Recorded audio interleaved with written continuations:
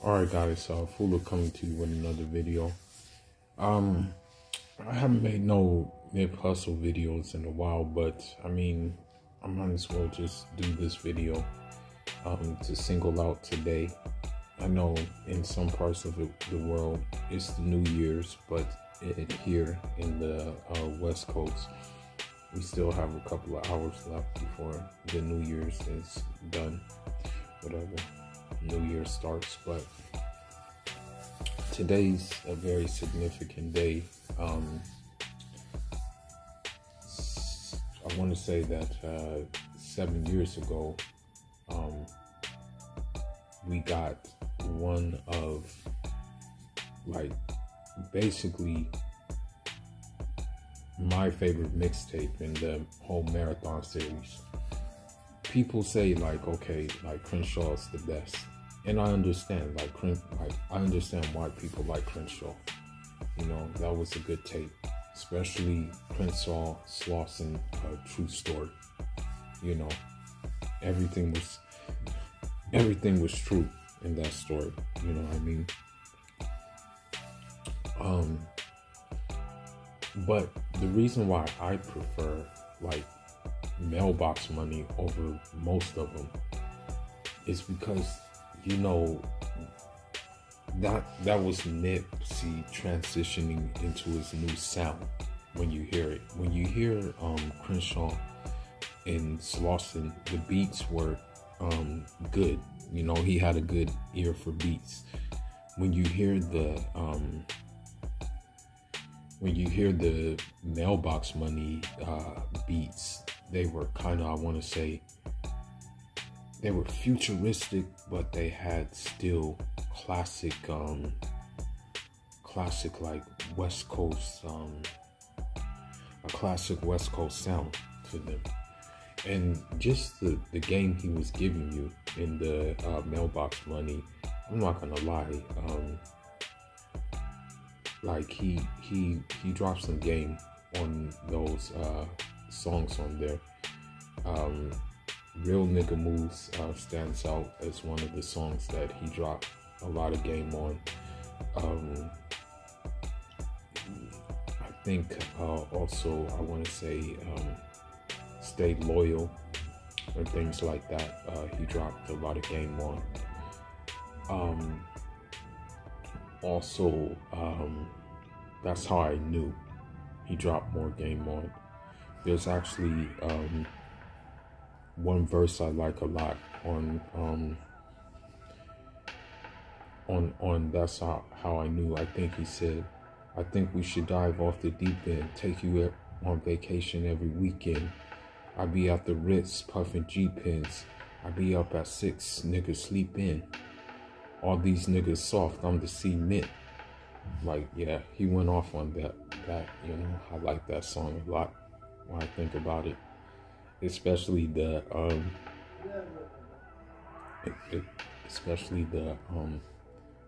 I think we should dive off the deep end, take you on vacation every weekend. I like that. You know, that's a good one. You know what I mean? What else I want to say too is, with Mailbox Money was kind of like, you saw an evolution of him, you know, and the reason why you saw that evolution is because he did the Crenshaw tape. And for those of you guys who don't know, the Crenshaw tape was sold for $100, but you can also get it for free on DatPiff, and you can also buy it on your streaming services too for, like, more or less like $12. So that song was that CD was kind of like a stepping stone in his career. When you look at it too, what happened was he had support from different people. Like, he had Jay-Z buy some CDs. You know, he even shouted him out in Counting My Loop. He said, shout out to Jigga for making that purchase, you know. And also in that song, he he was dropping some jewels. He said, you know, this industry racist, don't ever mistake it. You know what I mean? So yeah, it was very good, you know. What I want to say too about Victory, about Mailbox Money too, is that he went into the mode of like kind of telling you the things that like you that like the mainstream music industry doesn't want you to know. You know, he kind of went into that mode of thought. He also basically went into TED Talk mode on Mailbox Money too, kind of giving you instructions about certain things, and you know, it was pretty good. It was, you know, that's what I like about that CD. Now, he learned something, and this is very important. You know, he learned that with this CD, because I think he had like, because Crenshaw, they had a lot of copies. You know, Crenshaw, they had plenty of copies. You can get a copy of Crenshaw, no problem. If you weren't proud to pay, you were gonna get a Crenshaw. You know, if you were going to spend $100, no problem. Proud to pay, you get the Crenshaw tape, not a problem, right? So what happened was that you know, with this with Mailbox Money, it was a rack, you know, and it was limited. You know, he only had a limited amount of I want to say the CD. It was very limited amount. So the reason why he charged $1,000 for this CD is because basically the CD, the scarcity of the CD, you know what I mean? Because here's the thing, and I've learned this through my business dealings, you know, in my field of business. When you have a limited quantity of something or a limited amount of something, the value goes up of that thing. So for example, like with shoes, I have a lot of Nike SBs, you know. I know the value of those Nike SBs are going to be more than what I paid for it, sometimes double, triple what I paid for them, because they're hard to find.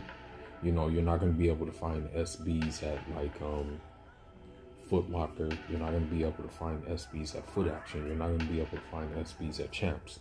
You're not going to be able to find SBs at Shoe Warehouse. You're not going to be able to find those things there. So because they are scarce, you can charge more for them. You know what I mean? And so that's what his vision model was in the Mailbox Money, you know. So if you look at the string of the projects that Nipsey had, I guess you can say that it was Marathon, the Marathon. It was the Marathon Continues. It was the Extra Laps. And then it was the Crenshaw. And then it was the Mailbox Money. And then it was Slauson Boy 2. And then it was Victory Lap. And it was also No Pressure, which is another good project. In between that, there was Famous Lies and Unpopular Truths as well. But out of those projects, since Victory Lap is an album and not counted as a mixtape, I would say that Mailbox Money is my favorite, as I said before. We have to keep in mind he treated his mixtapes kind of like albums, but they were unmixed and there wasn't like instrumentation. You know what I mean? So today, you know, it's a celebration of that CD. You know, I still have my copy of it. I haven't opened it. And yeah, man, like, yeah, that was a good CD, you know, because you have to understand how he even said it in the song, you know. That's how I knew. He said, "I'm gutter, I'm genius," you know what I mean? So that's when I hear those verses, you know what I mean? It means that for me, how I dissect those verses, it means that, you know, you gotta have that different cloth you're cut from, but also you have to be, like, assertive and aware, and be wet behind the ears, meaning like you have to have some like intelligence behind that, you know what I mean? You have to have some kind of like, you feel me? So this is what that's like what I got from the mailbox money, you know what I mean? It was a project that you could pretty much listen to from end to end. You know, a lot of his projects were CDs that you can listen to from front to back, pretty much, you know, because he focused on the art of the music, you know. So yeah. But anyhow, man, I just wanted to make this video, you know. Best believe I gave him his flowers while he was here too. You know, don't get it twisted. I gave him his flowers while he was here. I only have one picture of him, me and him together, because, you know, we used to see each other pretty often, you know what I mean? So there was kind of no need for any pictures. But, you know, if you are one of my followers and you desire to see that picture, then you can leave that in the comment section, and I'll be happy to send it to you via email, you know what I mean, or via Instagram DM. As you know, I don't like showing my face on here a lot, you know, and if I do, I'm wearing a mask.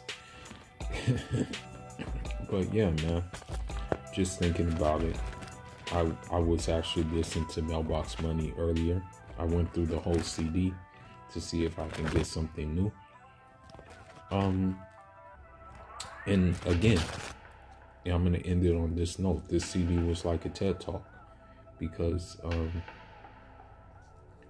he would tell you, like, put a bird in my safe, just for rainy days. You know what I mean? Just telling you to like stack, because when it rains, it pours. You know what I mean? He had a lot of good songs on there, bro. And the thing is, what he would do is, although they were making like little appearances on it, like they would make like little cameos on it, he was introducing you to other artists in his stable. Like Pac-Man the Gunman was on Where Your Money At. He did part of the chorus. You know, on Only a Case, he had the homie Comrade on it. You know, Comrade from the Ave. He had the homie G.I. Joe, OMG, on it too.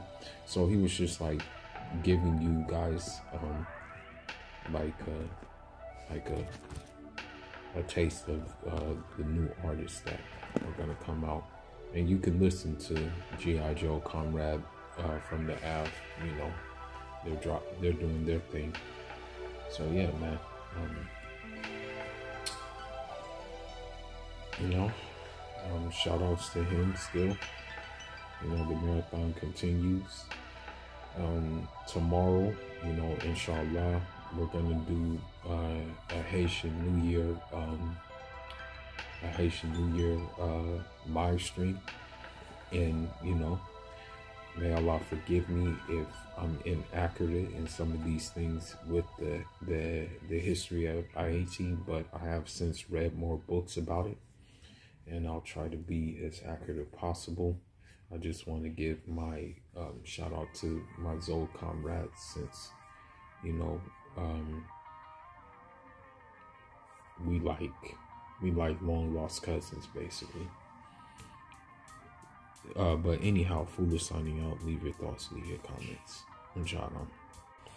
One more line I wanted to like kind of expound on too, kind of like think about too, was it was a song with Trey the Truth where he said, "Sauce and Af, I made lots of moves just because I'm an African, I think like a Jew."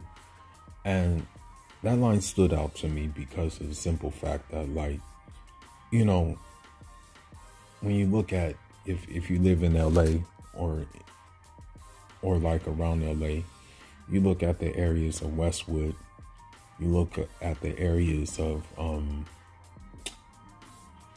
Pico Boulevard, especially Pico Boulevard, you look at Beverly Hills, you look at Bel Air. The one thing that they have in common is that they're like Jewish dominated neighborhoods, you know. A lot of ownership of with Jewish people. Like, and when I say Jewish people, I mean like Ashkenazi Jewish people, right? And to a lesser extent, the Israelis as well, you know what I mean? Because at the end of the day, I think when it comes down to it, you can be like ethnically Israeli, and yet, of course, by default, you're going to be a Jew, but also you can be like coming from a Jewish family, whereas you, like, it goes down in your lineage, but it doesn't necessarily mean that you're Israeli, you know what I mean? But anyhow, that line stood out, and the reason why the line stood out for two reasons. Number one, he said he was an African, you know. He didn't say he was like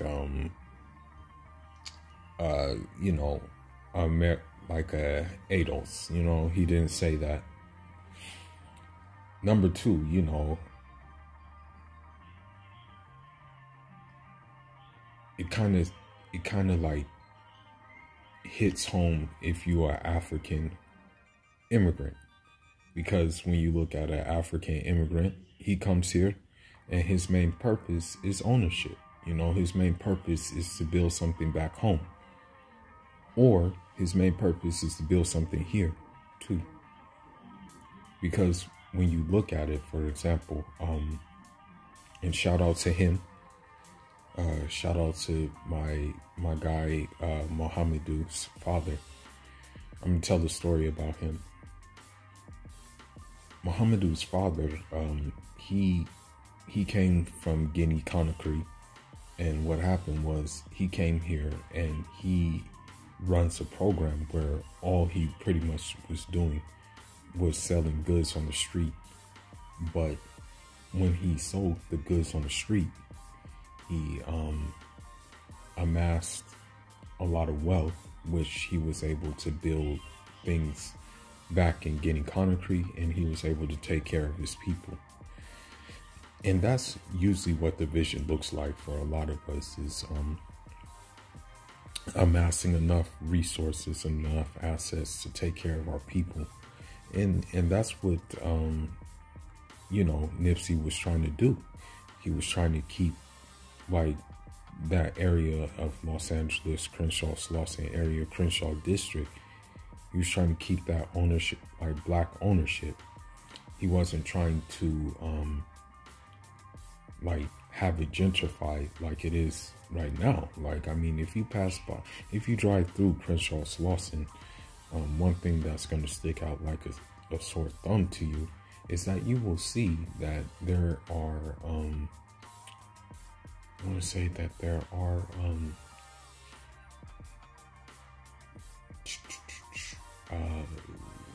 what's that word called? they're building lofts there.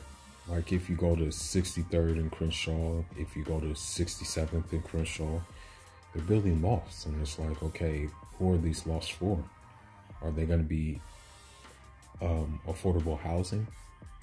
You know what I mean? Like, it makes no sense, you know. They knock down an old building only to build like a new one that's going to be more expensive. And you know, here's the thing, like, there's not really a lot of people in a hurry to move there that they want to move there, you know, like the Nedjo, there's not a lot of the Nedjo coming to move there. So it's like, okay, well, why are you building this in the first place? You know, if it's going to be way out of the price range of the people who live there right now. So I think he was thinking along those terms, you know what I mean?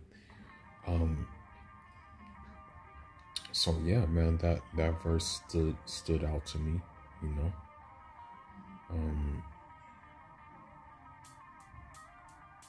And well, a lot of verses stood out to me, man. I'll be making a video for hours upon hours talking about what verses stood out or what ones didn't stand out, you know. Or I should say what verses stood out.